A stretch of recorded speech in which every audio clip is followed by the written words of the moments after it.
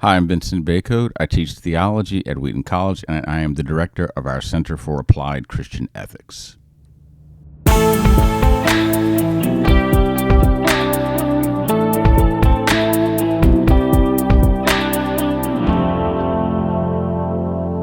Dr. Vincent Bacote. Vince, good to see you. Welcome to Exegetically Speaking. Great to be here. Yeah, thanks. And we're together. We're in the same room. We're not doing this over Zoom, and that is fantastic. Yes, great to be here. Yeah, thanks for making the trip, first of all. All right, we're going to talk about biblical languages today, which is not something that theologians deal with, right? Ever. I'm just kidding. Rumors have said such things. Yeah, I know, but it's not true. Tell us about your first kind of exposure and your learning of biblical languages in your training. I think the first exposure, honestly, was before going to seminary, the way that people would talk about Bible study tools and talking about the use of a concordance, or like Strong's Concordance particularly, because there would be always the emphasis on a lot of expository preaching that I would hear about on Christian radio, etc. People would talk about, what the words are, what the word really means. And Strong's was sort of the tool that a lot of people would use. So how do you find out what the Greek word is or what the Hebrew word is? Of course, that was just telling me, here's what the word is in a particular translation, and then here's what that word is. It's not telling you that much, but that was really the beginning of it for me. And then when I went to TEDS, you have to take... TEDS is... Trinity Evangelical Divinity School. Yeah, just for those who don't Yes.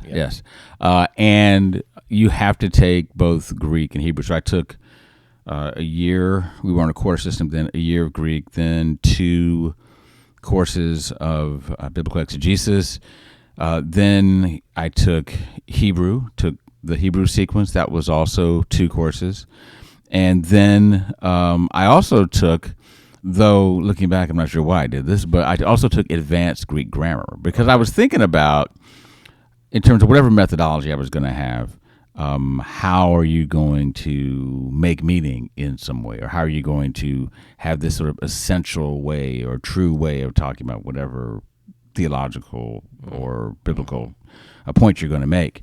And so my thinking at the time was, well, you really need to make sure that sort of the languages are the centerpiece of that. So there was a lot of encounter with the biblical languages. Did you know you're going to be a kind of theologian and ethicist? And did you know that at that point? By the time I took advanced Greek grammar, I did. I would not have used the label theologian and ethicist. I came to recognize that that's what I was at some point during my time at Wheaton. And you finished your PhD. Yeah, my PhD is from Drew in Madison, New Jersey, and that was technically the area was theological and religious studies, but basically it was a theology and ethics dissertation, really. So how do biblical languages figure in what you really do now? I mean, I know you've had this past, but there's this myth out there, like we said, that they don't really deal with the Bible much, and you don't. Yeah. But tell us how that works for you as you teach, as you speak publicly, as you write. Yeah. How does that work for you? Well, there's teaching, preaching, writing books, articles. For me, theology is about knowing about God. So, of course, then God who reveals himself. So how are you going to know how God's revealed himself? Well, of course, we have like general revelation, and then you have special revelation. Well, obviously, a central dimension of special revelation is the Bible. So you have to be engaging the Bible. And so that's what I do.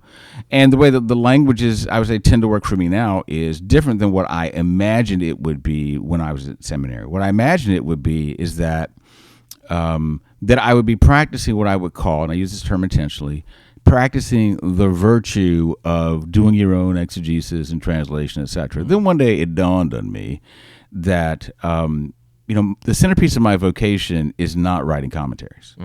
The centerpiece of my vocation is not doing my own exegesis and then talking about how I have a different nuance than the people that are great biblical scholars, and that is their vocation. They've gone on before you, right? They've gone on before me, and they're continuing to do the work of being on the NIV translation committee, the Christian Standard Bible translation committee, ESV translation committee. So they've earned their chops. Exactly. The way, right? It's what they do, and it's their thing. I mean, when I first came, the one time I came here to the Linear Library before, it happened to be when the NIV Translation Committee is here, and I'm sitting around the table, and I can see how this is the sweet spot of the people that are there, right? My sweet spot is theology and ethics and thinking about how faith really makes a difference and cashes out in life. And so I'm putting my efforts in really sort of standing on the shoulders of them, trusting their work. And one of the ways that I do that is I'll read a variety of translations, and I'll look at a variety of commentaries in terms of the Bible. I also have some, I have all my biblical studies tools in my office, so occasionally I'll use those as well. Well, it'd be nice if you had a theological library in your back pocket. Well, that would be very, very nice. Very nice. Even nicer if it was kind of in my head, right? But yes. So sometimes I once heard a preacher say that he didn't read Greek, but he reads those who do. Well, in my case, I mean, I do read it, and I do read Hebrews to some with some facility, but I also read those who read it a whole lot better than I do and who live in that world. So are there particular commentaries that you trust, that you sort of turn to on a regular basis? I know there's 66 books, so you can't. And besides Danny Carroll, who's written a great commentary on Amos, right, that we should mention because he's sitting in the room. But anyway. I would say it's not so much particular commentary series or particular commentators, but because of my awareness of the differing approaches of commentaries, I'll often try to look at a range of commentaries. I would say my evangelical commitments are the things that lead me to lean in one direction or the other because I understand the kind of arguments that people are making. Right. So which is also the reason why I trust the people that are doing this. But I also understand that I'm going to agree with some people different from others because they may be the way they think about how much of the Bible is true or not true, or how we interpret certain genres. I understand what they're doing. And so I basically, it's less that I have certain commentators or a particular commentary series. I'll look at a range of things, and then it's really my own training and my own commitments and my own awareness of the conversations that are going on that determine really how I decide what's going to be helpful and influential for me. Okay, here's the final question. A 20-year-old comes to you and said, I'm going to be a theologian one day. What would you counsel them to do about studying biblical languages? I would say that in the current landscape of seminary education, I'd really encourage them to certainly make sure they take at least one, but I think it's good for them to take both because you do need to at least understand why people are making the decisions that they're making in terms of interpretation. Mm-hmm. And at one level, we all have these Bibles, and people are at a level trusting the interpreters already. Yeah. But I think it's good for people to have tools so they really know what they're talking about better. If they're talking about, well, I kind of like what the NIV says about this, or the NRSV says about that, or the NAS says about that. They need to understand what's going on in those types of translations, and maybe in a sense why they like them. Exactly. Why do I gravitate toward this translation and maybe not another one? We have to leave it there, but Vince, thanks for being with us today on Exegetically Speaking. Absolutely a delight. What a great conversation today. I hope you agree. Only 168 hours until the next podcast drops, so watch for it.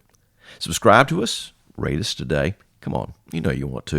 If you want to study biblical languages, and of course you do, you need to consider Wheaton College. They have the best program in the country, bar none. Go to wheaton.edu, look for modern and classical languages. Get started today. Thanks to those who make this podcast possible, Ian Rosine, Rebecca Larson, and John Lansma, who is our Wheaton-based director. Thanks to Phil Keke for our music. Until next time, thanks for listening.